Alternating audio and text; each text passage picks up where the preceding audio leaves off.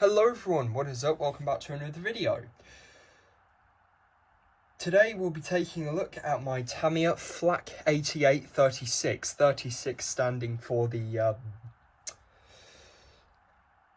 anti-tank version, the 37 is the plain version. So this is a model which I built, and I hope you like it because it took me half of 2024 December time to make. So I'm going to show you it and we'll go in greater detail.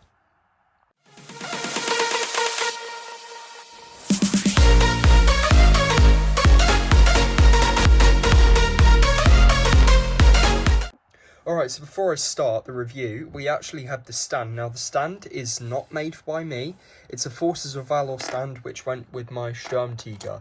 So I'm going to run through all the figures and let's just go through.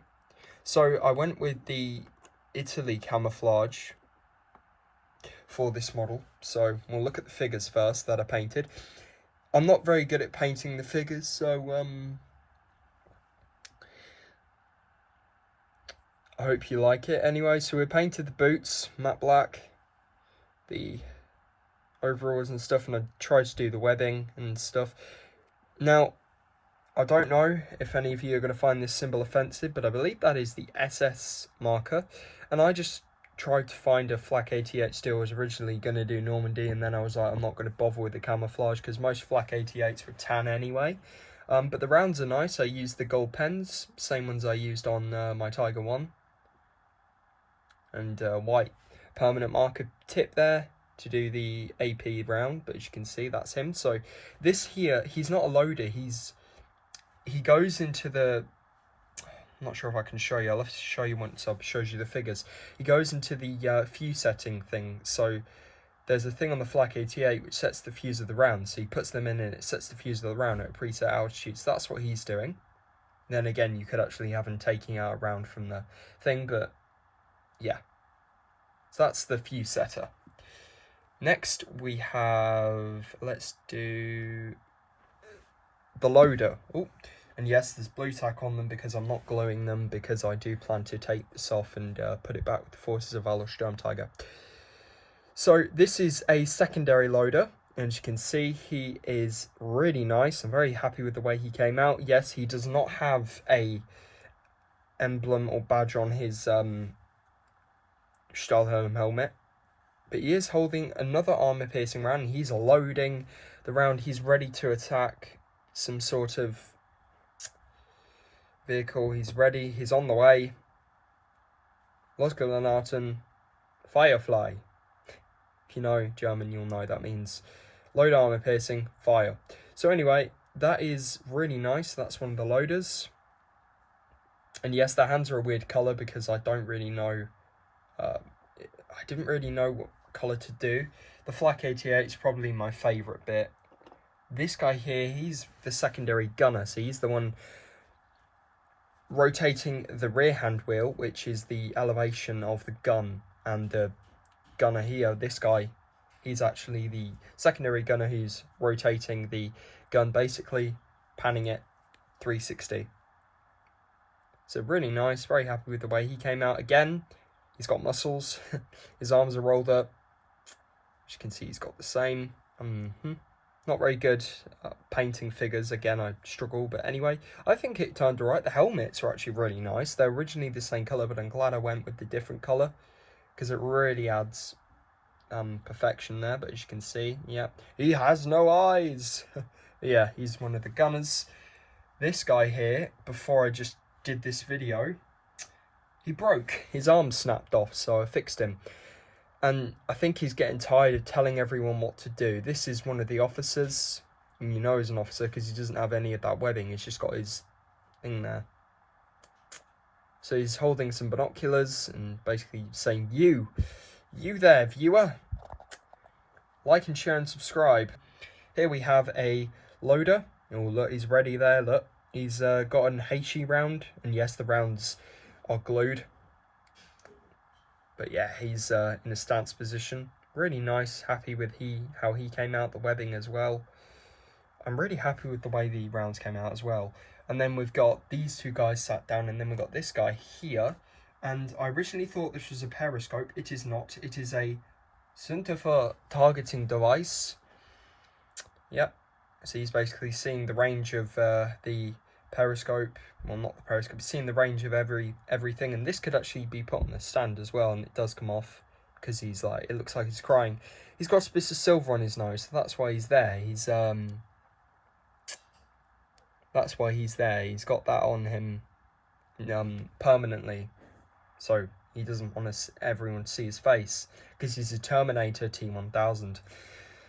That's a joke, by the way. So anyway, let's have a look at the rounds of ammunition. So the crates are okay. I really tried to. I'm happy with the way the wood grain effect came out. I really tried. Made them look a bit weathered. And inside this crate we have armor piercing. So yes, they do come out, and they are individual. No, they're not decals. These are actually from TAMIYA. And something I wish I did with the crates is I wish I just painted them beforehand, as you can see. But they do look really nice. And I was originally painting them green and stuff that are all wooden. But anyway, I'm really happy with the way they came out. So there's one crate of AP, and then there's 2 crates of HE, or HE, high explosive. And yep, they're singular. I believe I'm one of the first people on YouTube to actually do a full-on review of a Flak 88 TAMIYA with paint and everything. It looks like I'm reviewing a Forces of Valor model. I can assure you it's not. If you've been following the channel and watching my shorts, you'll know.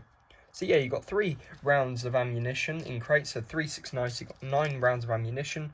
We have some tiny little loose casings as well. So now let's take a look at the actual Flak 88.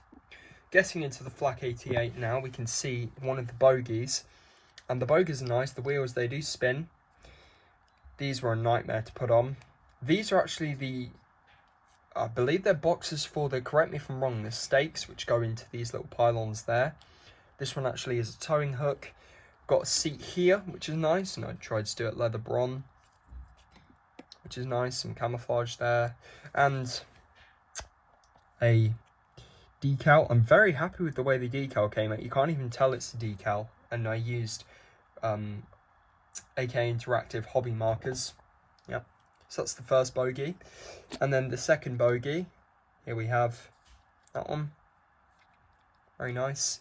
And then we've got the blast shield. I think that's what it's called. These 2 mounts are for holding it in place. Yes, I absolutely hate the brush strokes, but I like the way it works. So you've got the little hatch thing here which opens. But here's the cool thing. There's a handle on the inside, right? And watch this. If I pull this handle back, it locks, of course, but you can actually open it. And you can actually close it as well. I don't want to break it. Where's my tool that I was using? Oh. Camera nearly fell. Yeah, you can close it as well. And this is a shield that they'd use to protect the crew, because the gunners were right above there, and when they posted Flak 88s in the Western Front and stuff, yeah. So anyway, not much to see. Now let's actually get into the Flak 88. So the gun is very nice. I'm very happy with the way it came out. These 2 figures are going to come out. They are not...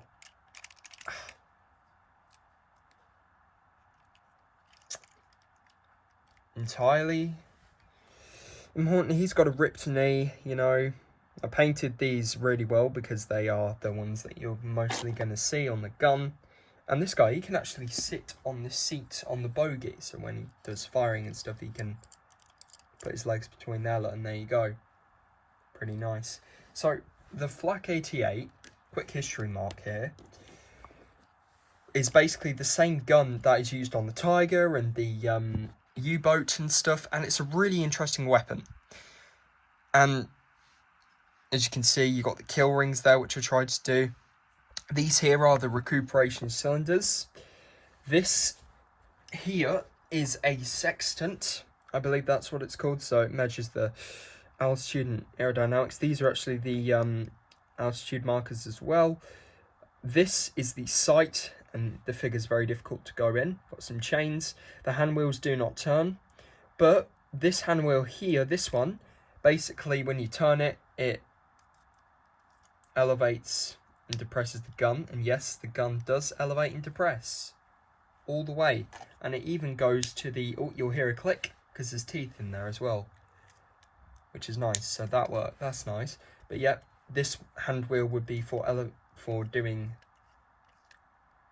I'm getting confused, sorry. No, yeah, so this hand wheel here would be for turning the gun around, which 360 degrees. And this hand wheel is for elevating and depressing the gun. Moving, elevating and depressing, there you go. And these two ones here are actually for tensioning the gun, I believe. We actually have the hydraulics here for the outriggers, and you can actually move the outriggers and the handles. This seat does collapse and fold, so I'll just do that real quick. So that's one of the steps to get the Flak 88 moving and working. Got the clips. Now look, this here is the fuse setting section. So here's the fuse setter, and he basically sets in the coordinates or something of the different Flak 88s. Here is the fuse setting box. So if we take a round, let's take an HE round.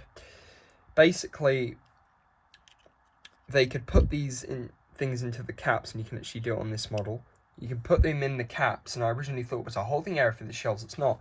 And this would automatically screw the round in, and it would basically set the altitude at a predetermined height. This is the 36, so you're not really going to be using it on aircraft. It was a tank killing weapon. This is an automatic rammer. I am missing something here because it broke off, but that wasn't really important. So the big finale of the model that you all want to see, by the way, the fuse box is here. Oh gosh, it's going the other way now. I'm actually going to take off the gun from the stand and just show you the gun in great detail. And by the way, this model does actually depress. I'll just show you. 500 meter firefly, push. And it's on this system here. And I'm actually going to take the gun off because it's on a rail system, just like the real Flak 88, because the gun breech does actually load. So this would be the handle to open and close. This is the hydraulic tube. So you just simply push the breech block out, like that. You take your round and you push it in, okay. Don't push it in all the way because the rounds tend to get stuck, and I had to dismantle the Flak 88 gun a lot of times since it's just gone in. And yeah, there you go, it pops out. But yeah, pretty cool. So it is loadable, which is nice. So in case you guys get the Tamiya Flak 88 and you want to know if it's loadable, it certainly is. To put the gun back in, you just simply slide it back in on the rails. And when you do, make sure you put this bit inside of the little wing nut thing there. Okay. And push the breech all the way in. Careful not to snag the handles because the model is fragile. And as you can see, it elevates and depresses. And of course, recoils. So now I'm going to show you how to set the Flak 88 in transport mode. To set up the Flak 88 in transport mode for the model, what we need to do, this seat doesn't fold up. You want to fold the gunner's seat all the way in, okay? All the way in, and put the catch there, okay? Make sure that the gun isn't depressed. Make sure the gun is fully suppressed, okay? And make sure it's pointing downwards, okay? Next thing you want to do is take your outriggers, okay? And first, get the gun and get the blast shield, okay? Now there are two little hooks on either side. There's one there and there's one there. Make sure the things are facing up. You push this in, and as you can see there's a tiny little clip, okay? And that little clip goes into the piece here, okay? So push that in all the way. Now get this piece and push that in. Get this other piece. I might actually have to use my device. Why have I got a screwdriver, you're probably wondering? Well, I will explain in due time. This one's a bit harder to do because it's right in the bottom there, but once you've got it done, this also secured the mount as well. Now, you want to place it on the outriggers, so on the base, like that, okay? Spin the flak around until you reach the travel lock mechanism, okay? Fold up both outriggers. Yes, by the way, they are painted brown, and on the undersides as well. Okay, so fold up both of the outriggers. Get the travel lock. Open the travel lock. Make sure the gun's suppressed. And push it over and lock it in. This would originally be a chain in real life, but this is basically to stop damage to the gun. Okay. Now comes the real hard part, the bogies. We'll do the first bogey. So the bogies, they have these little things on them. Okay. And this goes underneath and it hooks into the clips. Okay, so the clips, they hook inwards, okay, like that. Okay. Now here's the thing. I'm not going to show you this part, but we're going to screw the first screw in because that's what you need to do. So let's do that. Okay, so when you put the screw in on the Tamiya model, as you can see, I haven't painted it for reasons because you're not really going to see the underside. Make sure you do not over tighten the screw. Do not. And also when you build the model, there's tiny wing nuts as well. So as you can see, that's the first bogey in. And to make sure you don't break it, you just put the thing there. Now you can't turn the gun or move it until you remove the travel lock and set the outriggers out. Okay, and the outriggers were for support. For the second bogey, you want to do the same. So you want to hook it in, okay, and clip like that. Now with the model, I tend to just hold parts there. The screws are very tiny. So with this one, it's a bit difficult, and I'm actually going to do this on camera because fast forward. As you can see, you just screw that in, okay, and you'll feel it. Okay, you'll feel it. Don't over tighten the screw because you'll break the plastic. Alright, so now that's the Flak 88 in transport mode, guys. So it could be carried by a SDK of Z6, and that's come off. That shouldn't have happened. But do not worry, my dear friends, as we have our new friend. Well, not our new friend, we have an old friend, Tamiya Cement, to help us. So I'm just quickly gonna even that out.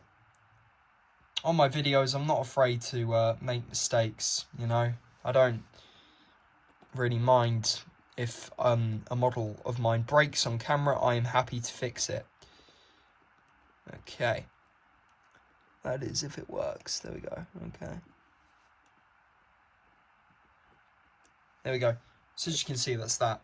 So, interesting thing about the Flak 88 is it's a weapon that is very interesting because it is a crew of 8 or 10, and it is one of the most well-known guns during World War II.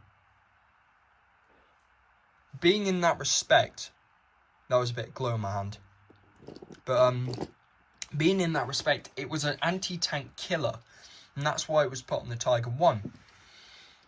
A really nice model. So I'm going to give you one final look around before we end.